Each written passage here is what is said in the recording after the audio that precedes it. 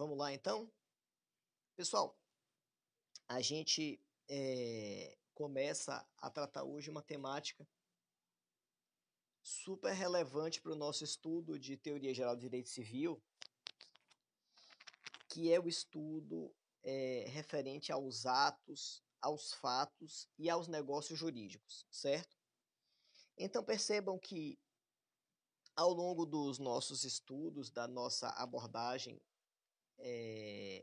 da nossa disciplina, Teoria Geral do Direito Civil, a gente tem discutido, a gente tem pontuado, a gente tem abordado uma série de elementos que se referem aos fatores que vão permitir que os sujeitos de direito possam travar relações jurídicas, certo?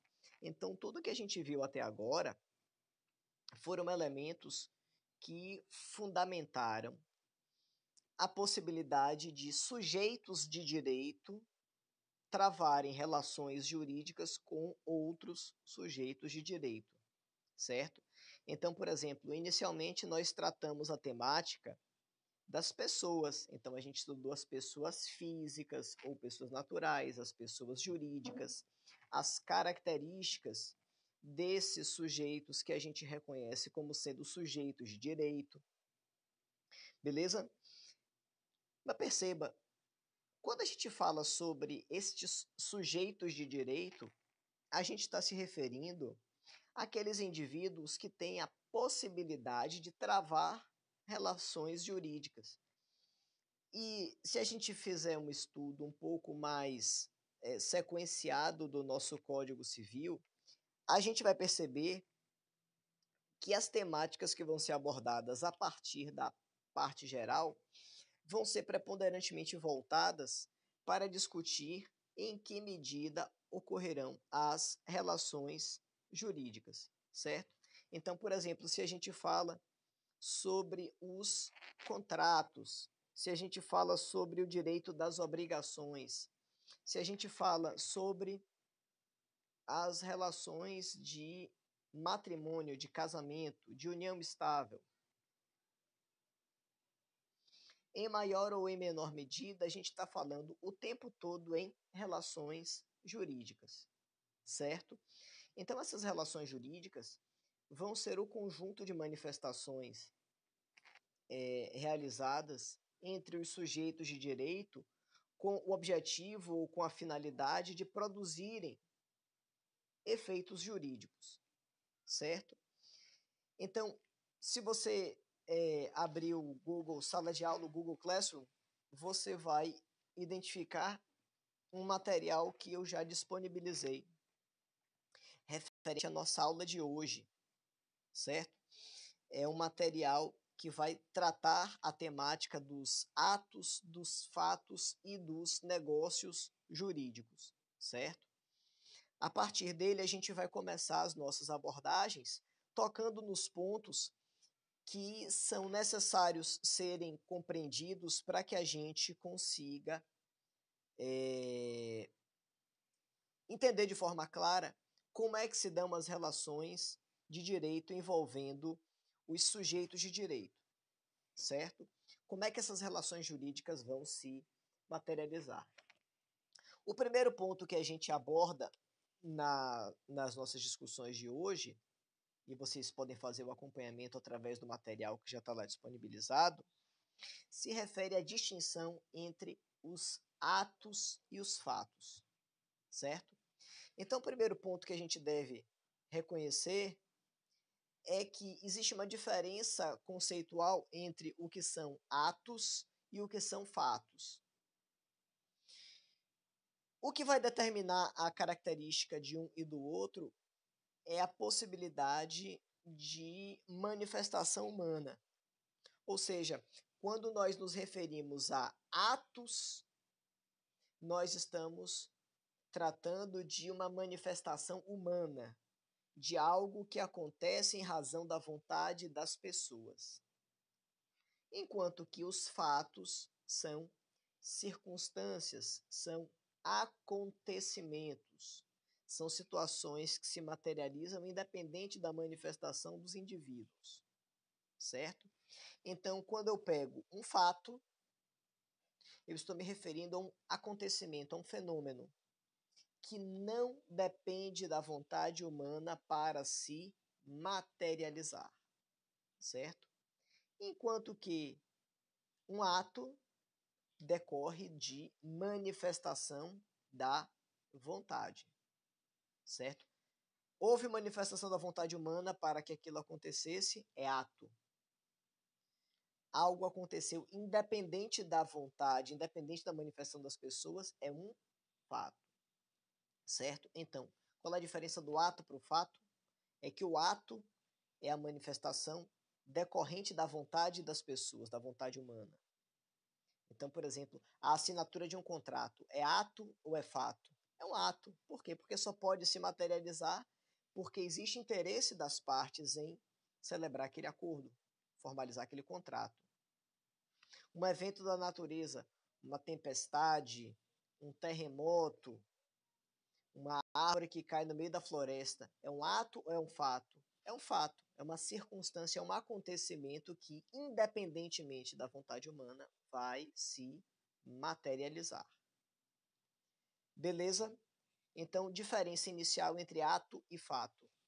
O elemento que vai definir um em relação ao outro vai ser a manifestação da vontade, certo? Agora, algo que é importante da gente pontuar, tanto em relação aos atos quanto em relação aos fatos também, é que estes podem ter ou não repercussão para o mundo do direito. Então, eles podem ou não ter repercussão para o mundo jurídico. E como é que a gente reconhece isso? A gente tem que analisar se aquela situação de ato ou de fato, se ela traz algum tipo de impacto, se ela traz algum tipo de manifestação do ponto de vista do direito. Porque muitas vezes aquela manifestação ela é até um ato, ela até produz determinado efeito, mas desculpe, determinada manifestação decorre da vontade humana, mas ela não necessariamente vai alterar o direito. Por exemplo, dois sujeitos que se encontram e apertam uma mão do outro, cumprimentando.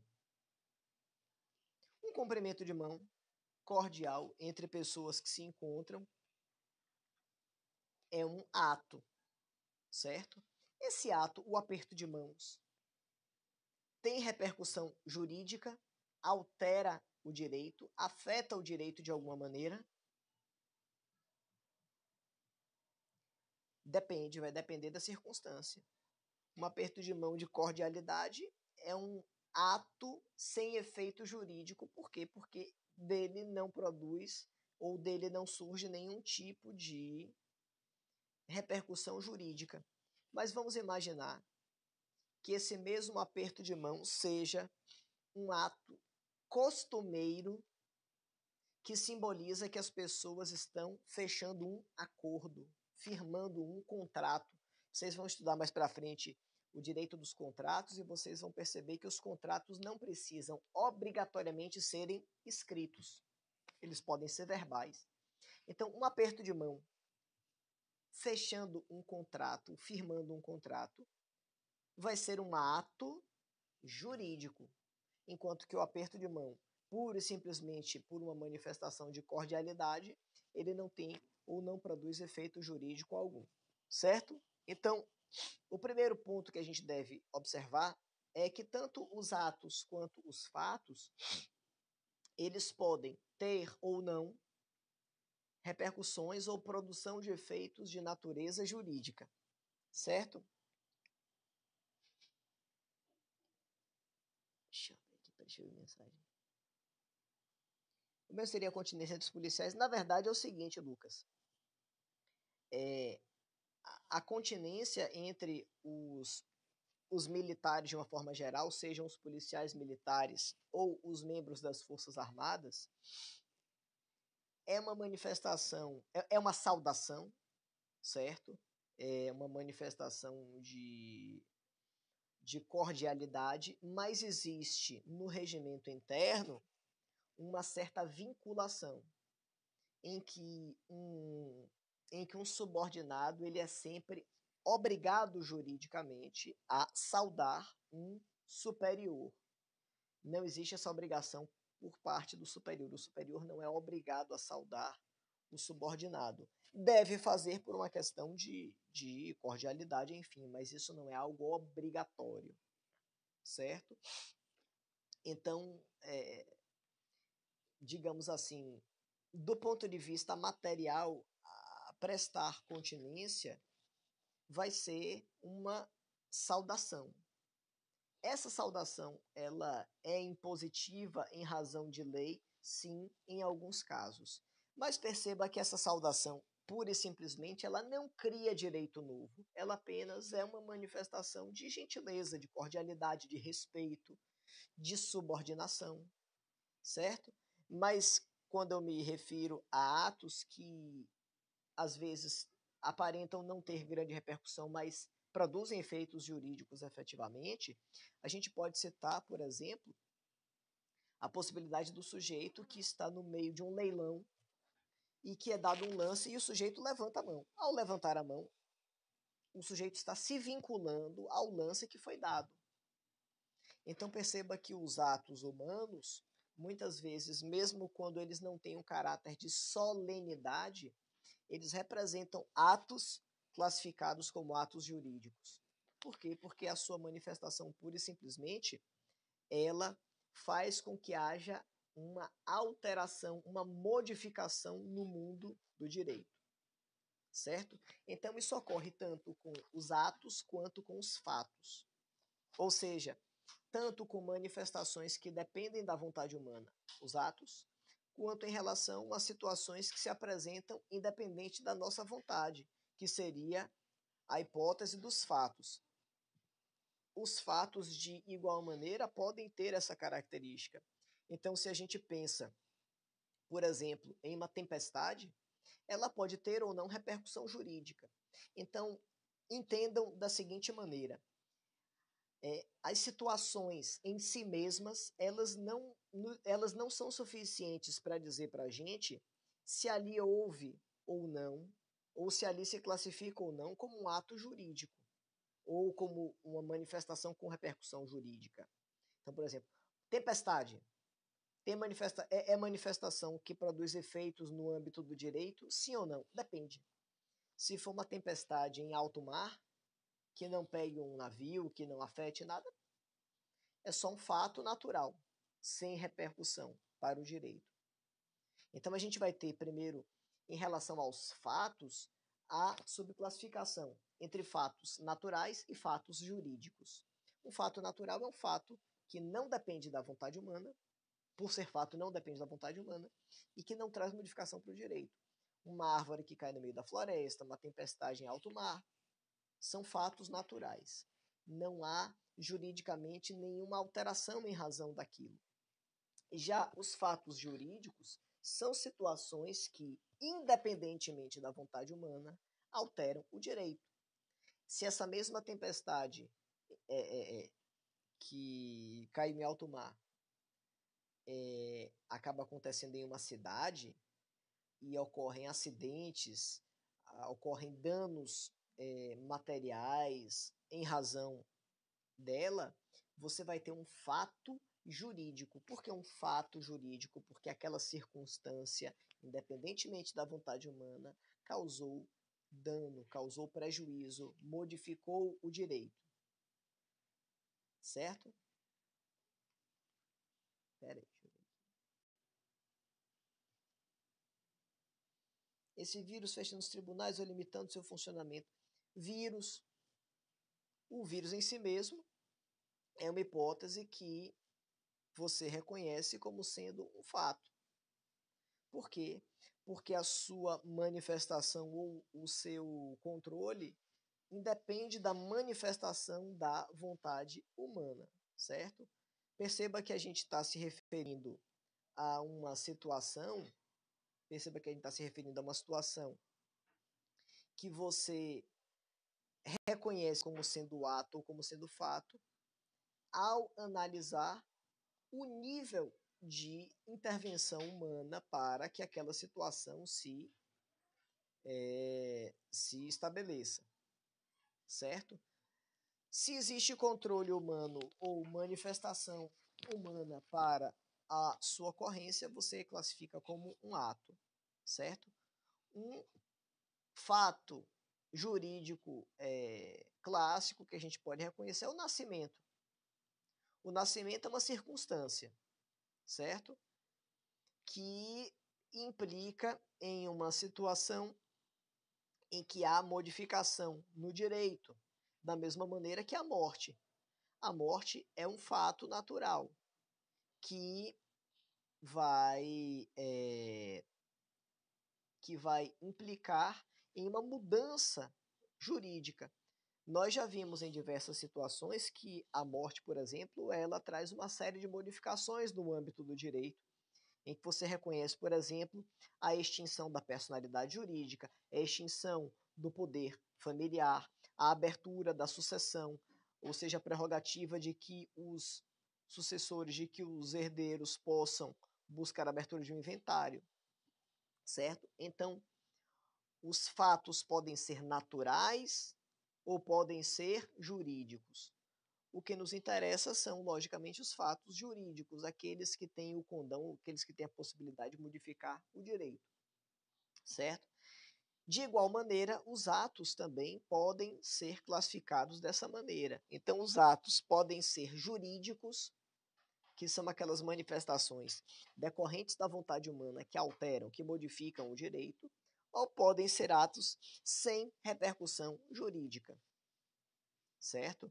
Então, determinados atos podem não ter impacto nenhum do ponto de vista do direito e outros podem ter, podem causar alterações no mundo jurídico.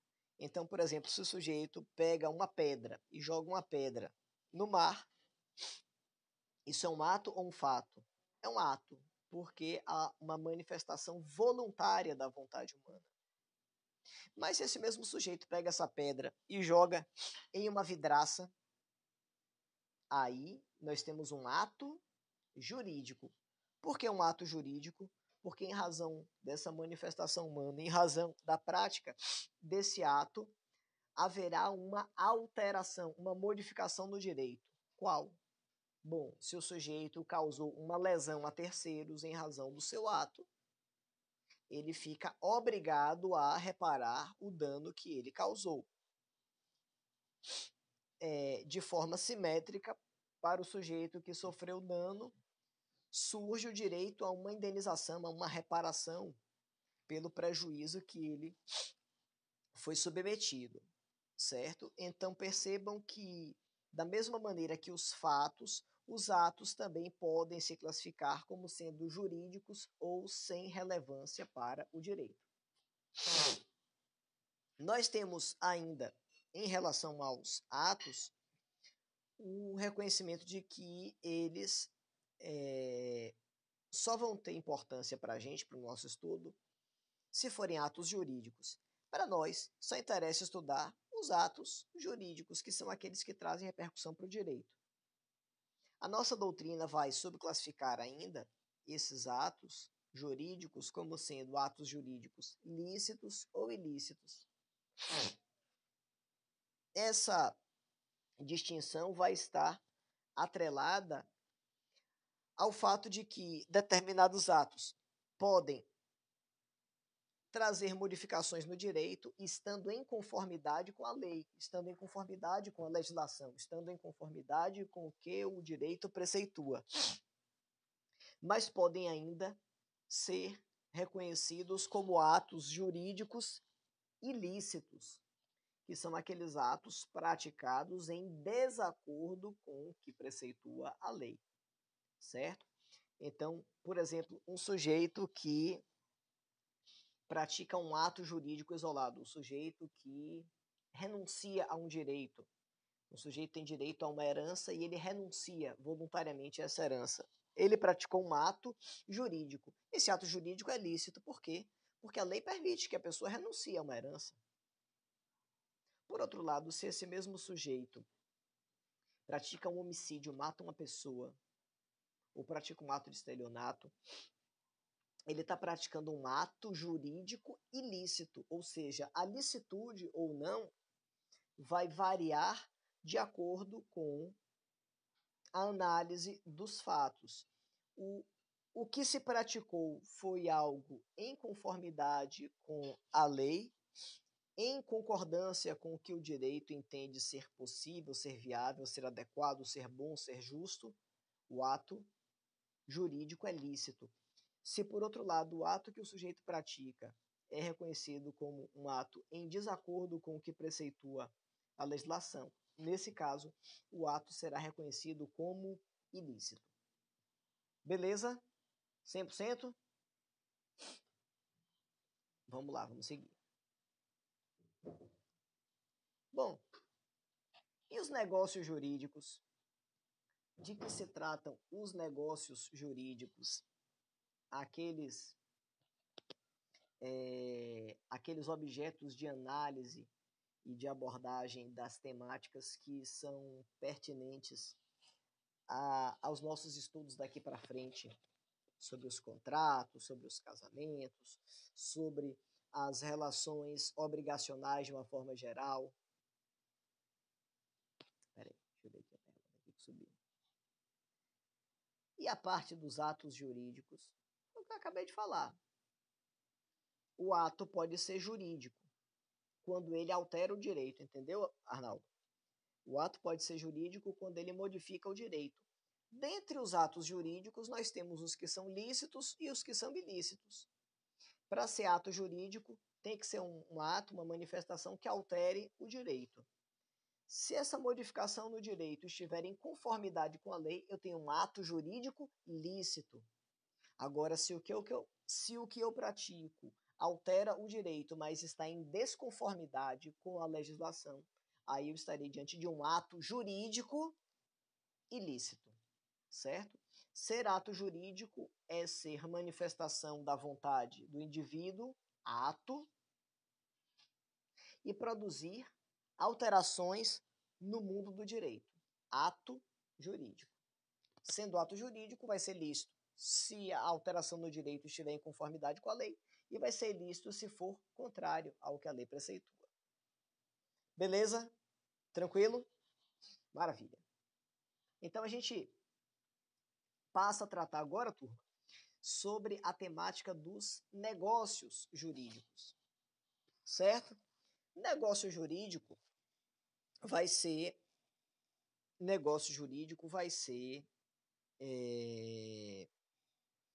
um desdobramento do ato jurídico que importa na manifestação de dois atos jurídicos voltados para se atingir um mesmo objetivo, certo? Então, quando existem dois ou mais, na verdade, atos jurídicos voltados para se atingir um mesmo objetivo, para se atingir uma mesma finalidade, nós diremos que esse ato jurídico compartilhado ou somado, ele vai ser classificado como um negócio jurídico, certo?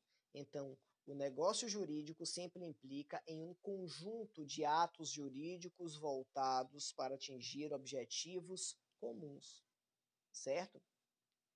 Então, por exemplo, um exemplo de negócio jurídico clássico, uma compra e venda. Compra e venda.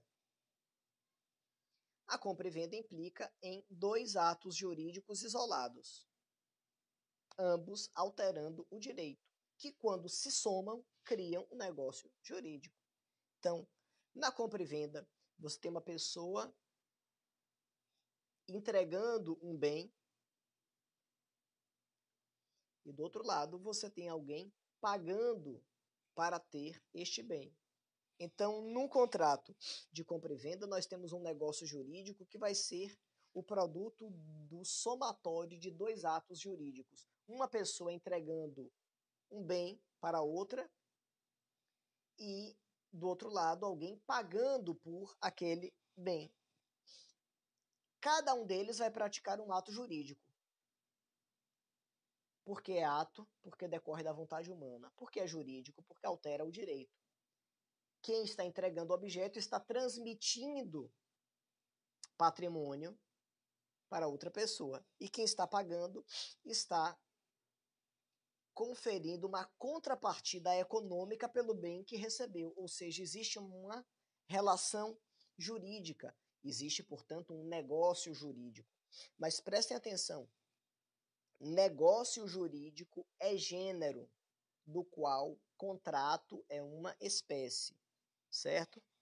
Fiquem atentos, porque os conceitos são próximos, mas não são idênticos. Negócio jurídico é o conjunto de atos jurídicos direcionados a uma finalidade comum, é gênero.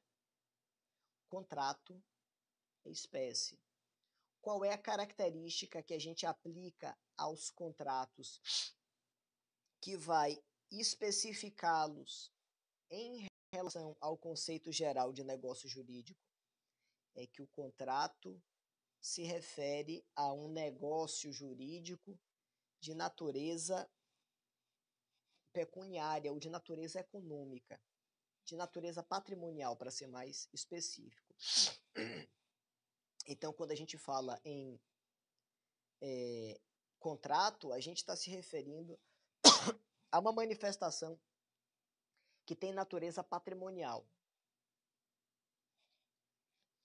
enquanto que negócio jurídico é mais amplo, certo? O objeto do contrato é patrimonial, enquanto que negócio jurídico é um conceito que é mais amplo. Ele abarca os contratos, mas ele é mais amplo. Existem alguns negócios jurídicos que não têm natureza contratual, que não têm natureza patrimonial, por exemplo.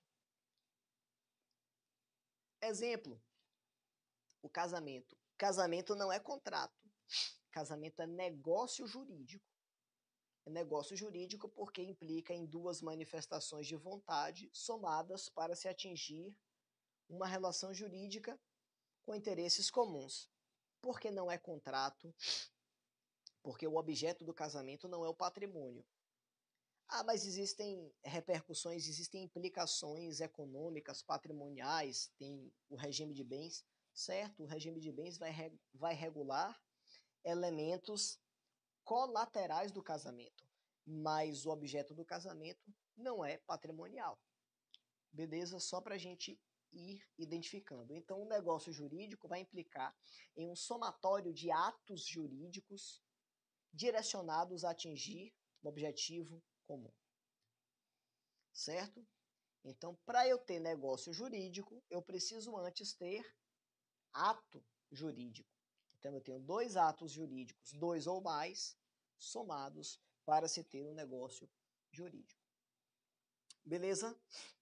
Então, a gente vai ter alguns elementos que são essenciais, alguns elementos que são indissociáveis da caracterização do negócio jurídico. E aí a gente vai ter três planos. Desses três planos, vamos dar dois hoje, que são os planos da existência e da validade. A gente vai ter o plano da existência, o plano da validade e o plano da eficácia, certo? Hoje a gente vai estudar a existência e a validade do negócio jurídico. O que é necessário para que o negócio jurídico exista e o que é necessário para que ele seja válido, para que ele produza efeitos jurídicos efetivamente. Então, o primeiro dos planos que a gente aborda é o plano da existência.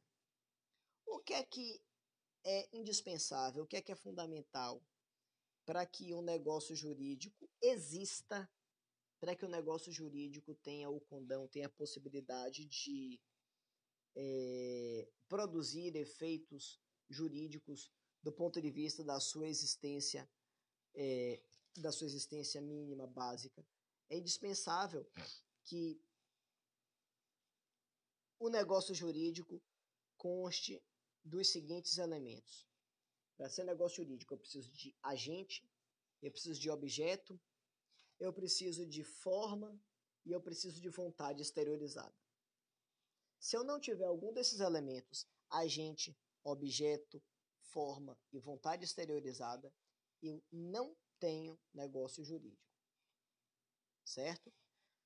Perceba que quando a gente fala do plano da existência, a gente está se referindo a um elemento que é preliminar à análise da produção de efeitos jurídicos.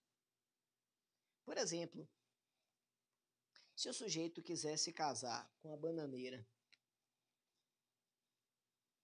o casamento existe? O casamento pode ser anulado? Eu posso entrar com ação de anulação? Não. Porque você não pode anular o que nunca existiu. O plano da existência é um plano preliminar, é um plano fundamental, que se você não tiver minimamente aqueles elementos, sequer existe algo para ser considerado como anulável. Você não tem nem o mínimo básico indispensável. Então, primeiro elemento, agente. É indispensável que o negócio jurídico, para existir, ele conte com agentes, ele conte com figuras que possam juridicamente ser titulares de direito.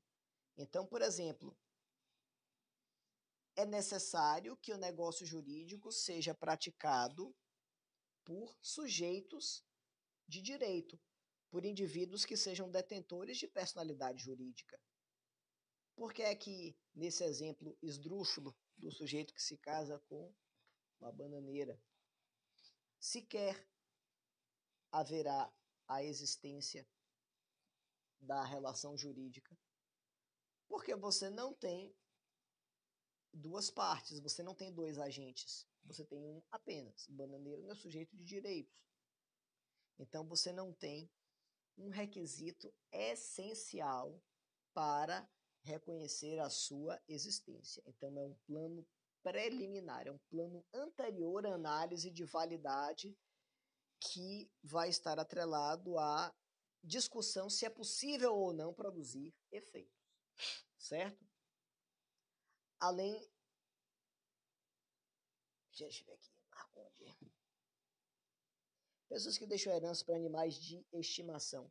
Marconde, repare, o que pode acontecer é o seguinte: animais de estimação não podem ser titulares de herança, certo? A herança vai para os herdeiros, ou o sujeito deixa a herança para que alguém assuma um encargo. A gente vai estudar na nossa próxima aula os elementos da eficácia do negócio jurídico e alguns elementos que podem afetar a sua produção de efeitos. Eu não posso deixar a herança para um animal, por exemplo. Isso no Brasil. Existem outros países em que se pode. Por exemplo, nos Estados Unidos, em alguns lugares, em alguns estados, você pode deixar herança para animais. Hoje, no Estado brasileiro, você não deixa a herança para animais, mas você pode deixar a herança para alguém com o encargo de esse alguém cuidar daqueles animais. Mas o animal em si, ele não pode titularizar aquele direito de herança, certo? O que pode é o sujeito deixar a herança para alguém com uma ressalva de que essa pessoa precisaria manter, cuidar, enfim, desses animais. Isso no nosso ordenamento brasileiro. Beleza? Então, além dos agentes, da existência de agentes, é indispensável que nós tenhamos também o objeto. Você só pode celebrar um negócio jurídico se você tem um objeto. Eu não posso travar uma relação jurídica, manter um negócio jurídico em que não haja um objeto pré-definido, em que não haja um objeto especificamente considerado. Negócio jurídico pressupõe objeto. O objeto tem que ter algum tipo de natureza. Até porque esse objeto é o elemento que vai permitir que a gente verifique se é possível ou não realizar aquele negócio jurídico. Algumas vezes você até tem o objeto, mas o objeto é completamente ilícito, completamente proibido pela legislação de ser elemento do negócio. Então, a existência do objeto, a existência do elemento central vinculado ao negócio é condição de existência. Se eu não tenho objeto, eu não tenho negócio jurídico. Além disso, a forma. Todo negócio jurídico precisa de uma forma. Eu preciso que essa forma exista. Se não há forma, não há manifestação da vontade. Se eu não consigo identificar, ou se eu não estabeleço um mecanismo de forma para reconhecer como aquele negócio vai se materializar, eu sequer tenho negócio jurídico. Todo negócio jurídico precisa de uma forma, de um mecanismo.